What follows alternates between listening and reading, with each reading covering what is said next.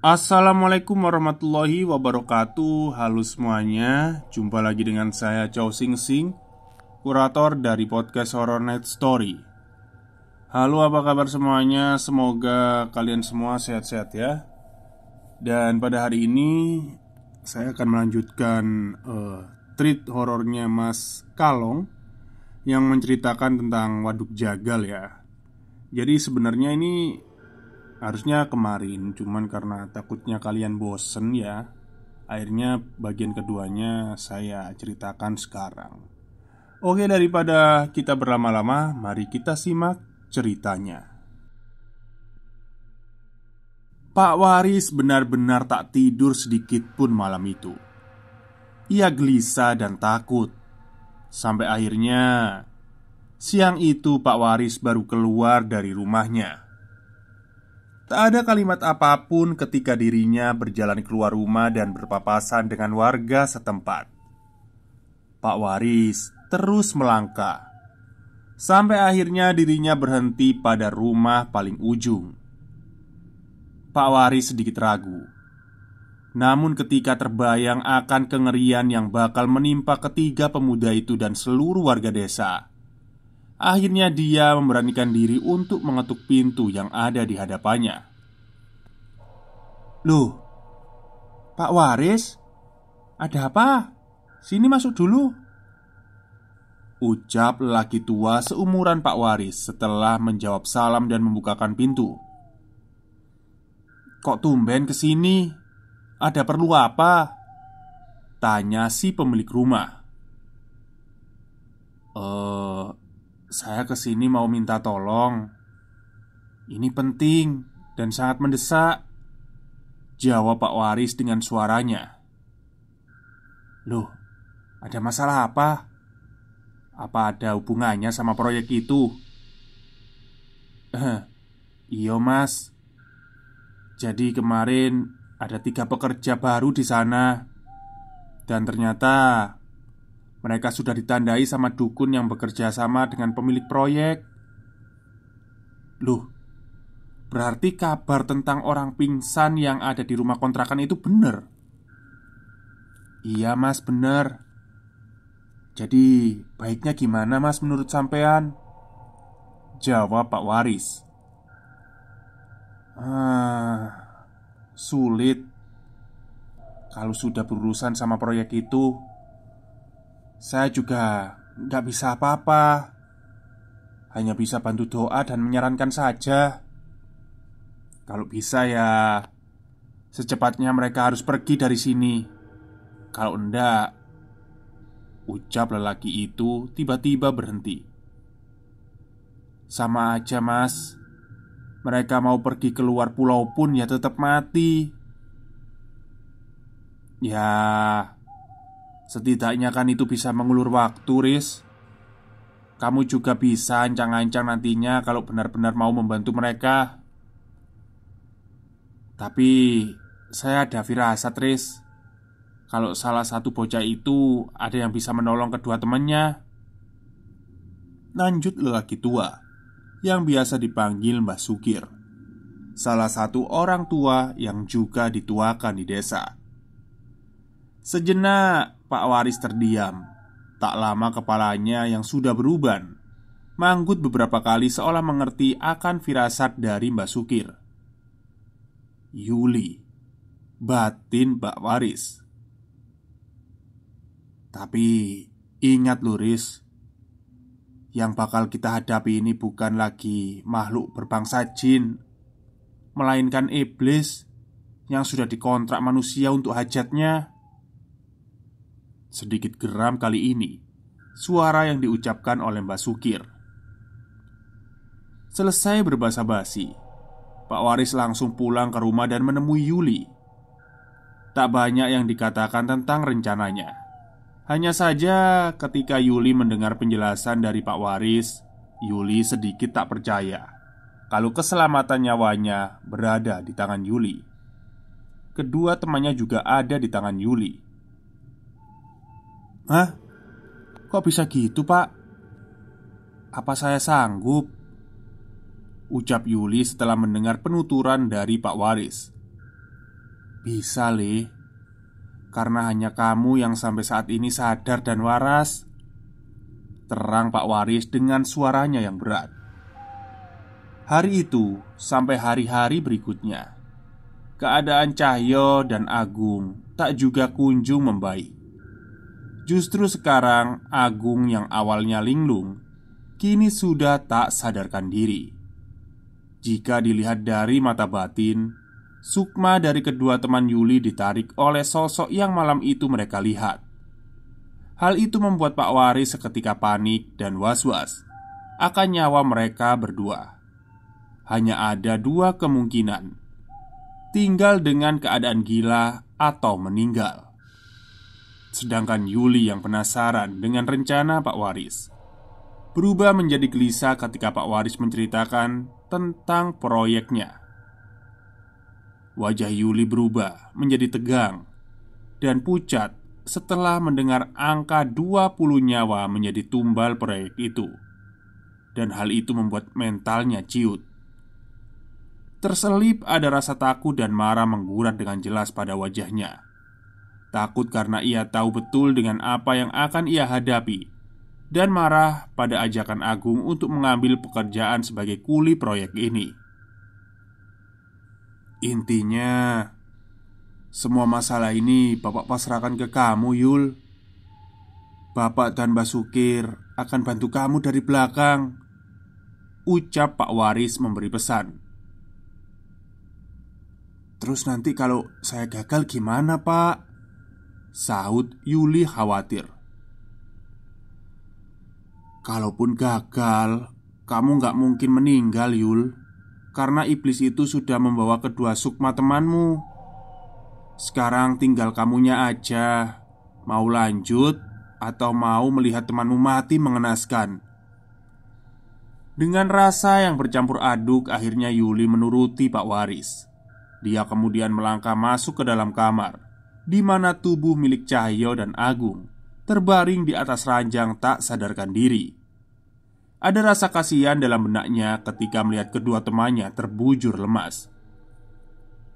Rasa ngantuk akhirnya membawa Yuli ke alam mimpi, membuat sebentar terlupakan akan rasa gelisah dan resahnya, tanpa menyadari jika itu baru awal dari kengerian yang akan ia lewati di hari selanjutnya. Yul! Yuli! Satu teriakan membuat Yuli tersentak. Buru-buru ia bangun dan langsung beranjak dari ranjang dengan sempoyongan. Walaupun nyawanya belum terkumpul, tapi ia mendengar suara Pak Waris yang panik. Yuli melangkah cepat. Sesampainya di depan kamar Agus dan Cahyo, Yuli mendapati Pak Waris berdiri kaku menatap ke dalam kamar. Ia segera menghampiri dan ikut melihat ke dalam.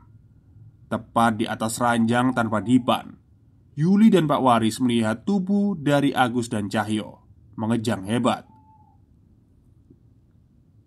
Yul, gawat Yul. Ini pasti sukma mereka mau diambil, kata Pak Waris sambil mengepalkan tangannya. Waduh, terus gimana ini, Pak? Tanya Yuli bingung. Kamu harus ke waduk, Yul, untuk menahan agar sukma mereka nggak diambil. Setidaknya kita masih punya waktu untuk ancang-ancang kalau tiba-tiba dukun itu bertindak, jawab Pak Waris sembari membalikan badan. Yuli tertegun dan bingung dengan semua kejadian ini. Dirinya masih tak tahu harus berbuat apa untuk membawa kembali sukma Agus dan Cahyo yang diduga telah ditarik di tempat yang tak seharusnya didatangi. Yul, bawalah ini. Tapi jangan sampai kamu jatuhkan. Walaupun kamu diganggu apa aja, Bapak akan ke rumahnya Mbak Sukir supaya kamu bisa melepaskan sukma mereka, lanjut Pak Waris sambil menyerahkan kantong kain berwarna putih. Yuli kaget saat itu. Ia tak menduga jika mendapat perintah yang sangat sulit dan ngeri dari Pak Waris. Namun demi menyelamatkan kedua temannya itu, mau tak mau Yuli pun mengangguk dan menerimanya. Menjelang sore, setelah Yuli berjalan ratusan meter, Yuli tiba-tiba saja menghentikan langkahnya sejenak. Ia menyadari jika ada keanehan di sekelilingnya. Mulai dari jalan yang ia lalui sampai di halaman sebelum waduk sangat berbeda dari yang ia lihat sebelumnya. Walaupun belum lama ia tinggal di sana, tapi setidaknya Yuli masih ingat dengan lokasi itu. Tapi saat ini dirinya benar-benar merasakan seperti berada di tempat asing. Hihihihi, mau kemana, Le? Kok sendirian? Hampir saja Yuli meloncat kala satu suara wanita tua mengejutkannya dari belakang. Ia pun segera mundur dan memutar tubuhnya. Dia mendapati satu sosok wanita berpakaian compang-camping berdiri membungkuk di belakangnya sembari menyeringai. Mulut Yuli seketika kaku tak mampu berkata. Matanya menyorot ke atas hingga ke bawah. Tepat di ujung kakinya terlihat sedikit mengambang. Namun sebentar kemudian keberanian yang entah dari mana munculnya membuat Yuli mampu menggerakkan bibirnya. "Jenengan siapa, Mbah?" tanya Yuli dengan mulut bergetar. "Aku penunggu sini. Kamu mau apa datang kemari?"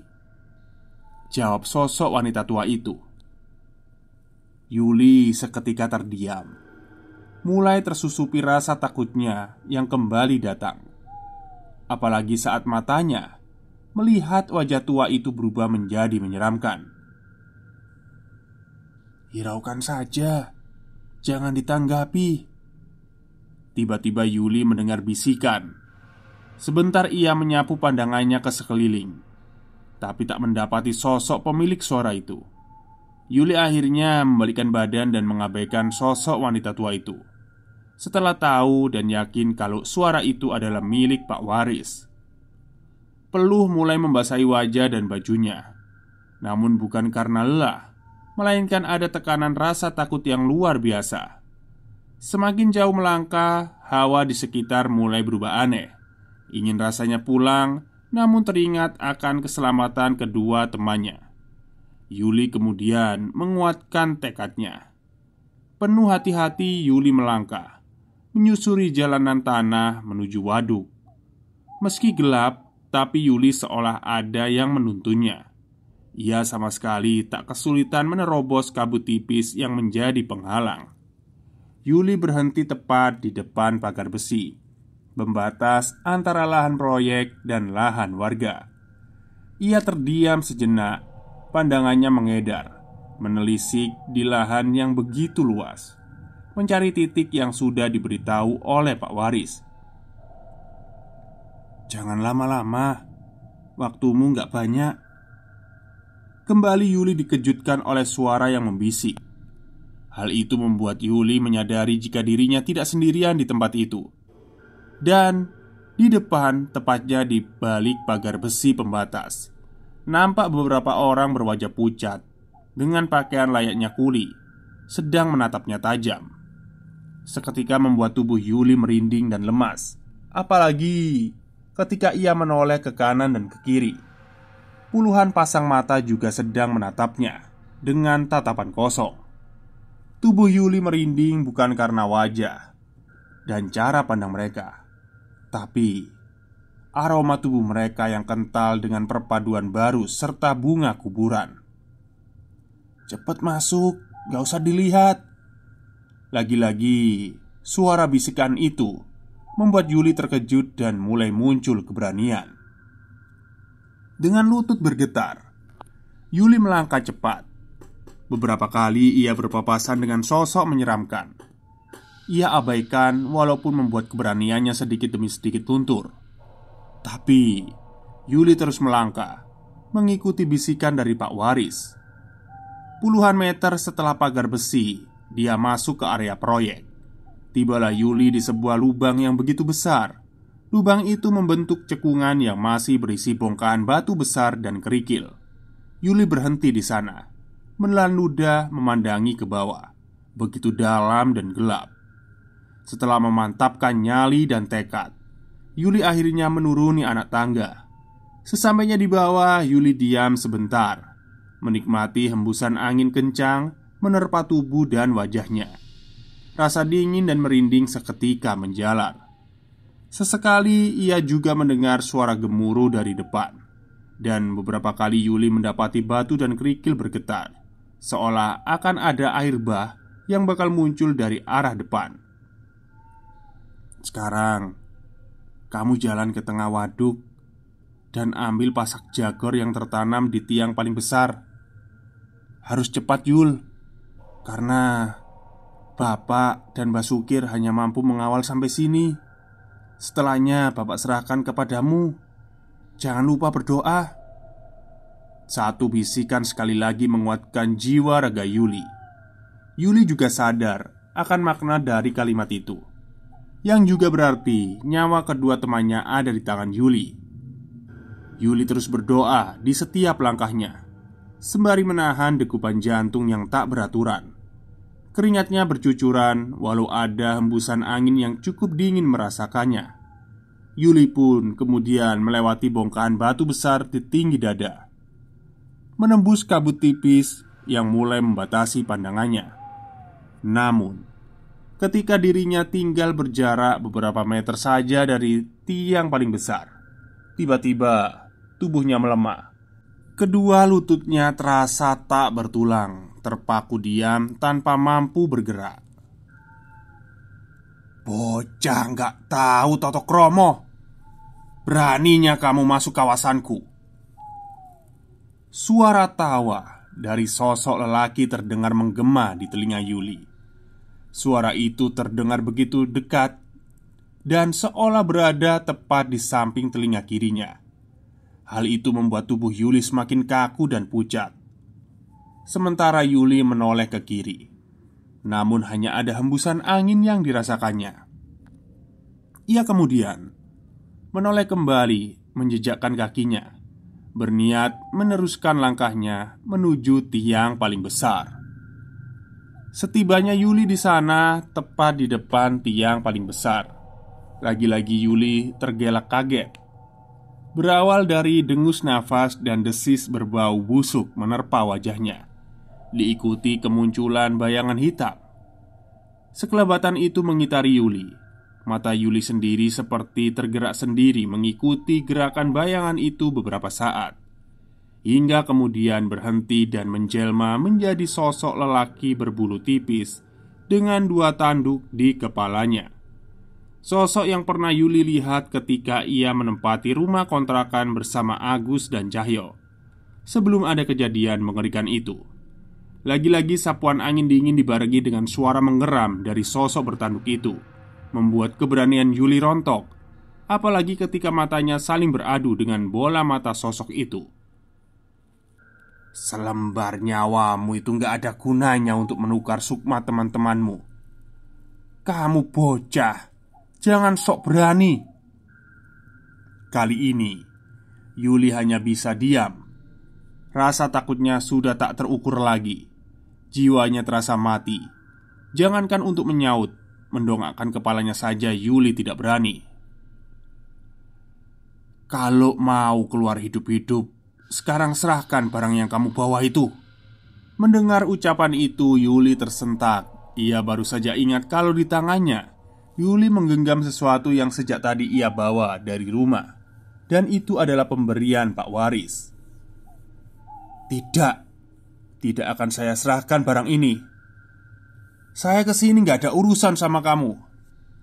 Saya hanya mau membawa pulang apa yang seharusnya saya ambil dari sini." Entah mendapatkan keberanian dari mana, Yuli dengan tegas menolak permintaan dari sosok itu. Tak hanya menjawab, Yuli juga mampu menegakkan kepalanya dan menatap sosok yang dihadapannya. Setelah mendapatkan penolakan dari Yuli, kali ini sosok bertanduk itu mencoba untuk meraih bungkusan yang ada di genggaman Yuli. Tapi secara bersamaan tiba-tiba saja sosok itu beringsut mundur ketika suara bernada perintah tiba-tiba terdengar. "Biarkan saja." Biarkan bocah itu mengambil apa yang perlu diambil, karena aku sudah menandai 2 sukma bocah itu." Sosok itu kemudian mundur sembari memberi isyarat mengatupkan kedua tangannya dan menghilang, meninggalkan kepulan asap memudar. "Ambil dan bawalah. Tapi ingat, besok kalau sudah waktunya akan saya ambil kembali." Yuli tertegun mendengar kalimat perintah yang baru saja ia dengar. Tak mau berpikir terlalu lama, ia buru-buru mencari botol kendi yang terbuat dari tanah liat yang terkubur di bawah tiang pondasi itu. Sesuai dengan pesan dari Pak Waris, Yuli terus menggali.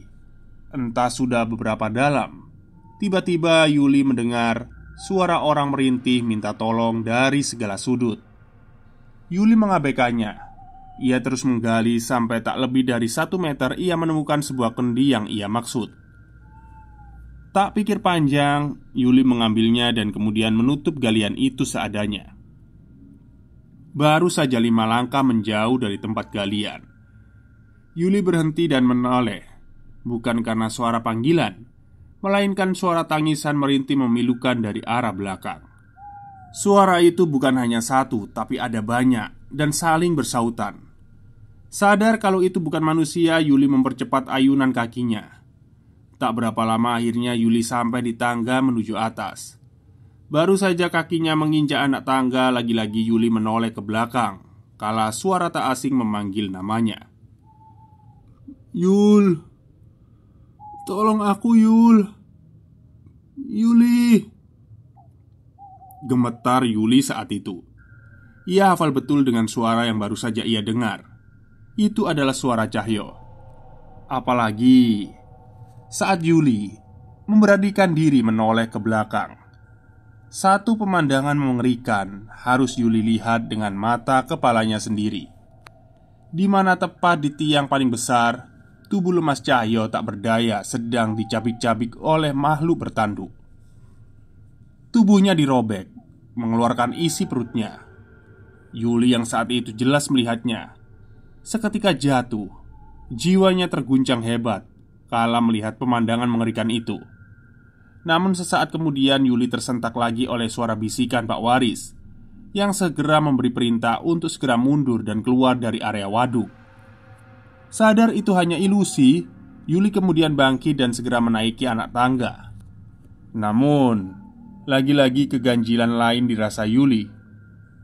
Tiap kakinya menginjak anak tangga, ia selalu mendengar suara rintihan dan tangisan yang menyayat. Semakin cepat langkah Yuli semakin menaiki anak tangga, semakin cepat pula membuat tempat itu ramai dan tangisan. Lagi-lagi dengan penasaran, Yuli mau tak mau menoleh ke belakang.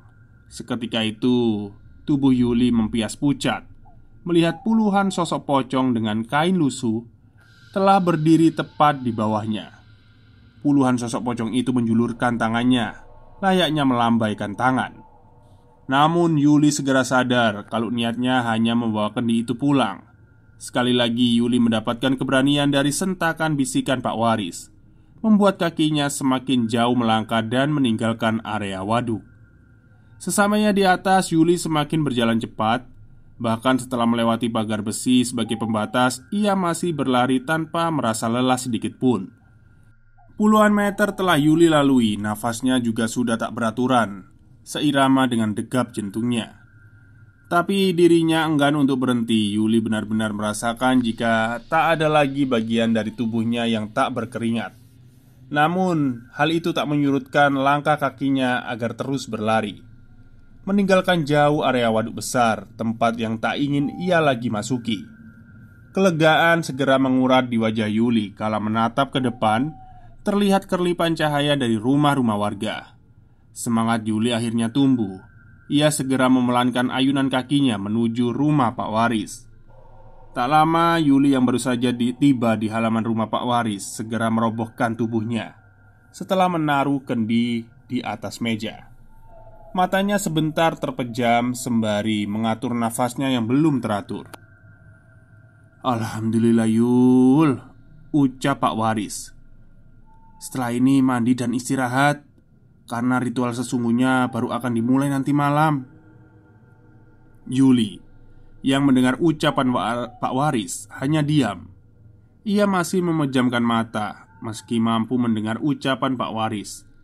Dalam benaknya ia merasa lelah. Akan tetapi ia tak bisa lagi menolak karena ini adalah awal permulaan baginya.